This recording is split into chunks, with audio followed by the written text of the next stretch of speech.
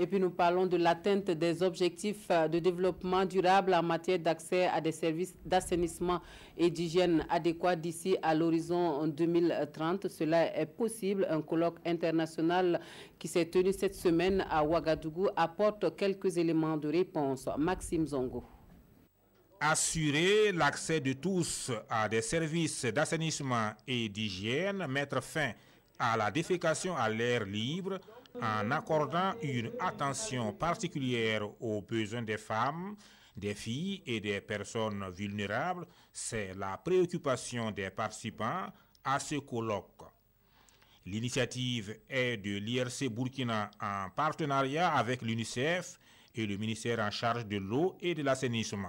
Nous attendons de ce colloque un bilan des actions réussies sur lesquelles nous devons donc amplifier et améliorer. On peut toujours améliorer parce qu'il faut dire aussi les générations se renouvellent.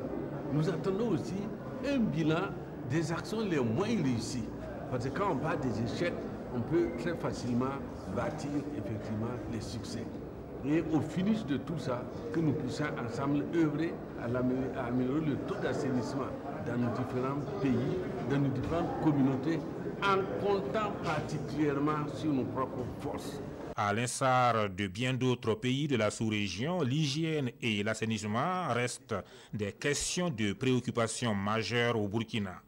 Chaque année, c'est environ 86 milliards de francs CFA qui sont consacrés aux dépenses liées à l'assainissement. La difficulté majeure qu'on a ressortie au cours des échanges ici, c'est ce problème, ce manque de coordination. Il n'y a pas assez de synergie entre les différents départements.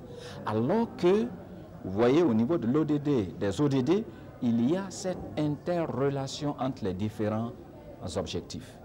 Et même quand vous prenez l'ODD 6.2, là également, il y a cette interrelation entre cet objectif-là, l'ODD 6.2, et les autres ODD. Les réflexions de ce colloque de Ouagadougou ont porté entre autres sur la promotion de l'hygiène de base, le rôle des opérateurs privés ainsi que les responsabilités et obligations des autorités publiques et de la population. À l'issue des travaux, les participants ont pris l'engagement ferme de promouvoir les bonnes pratiques en matière d'hygiène et d'assainissement durable.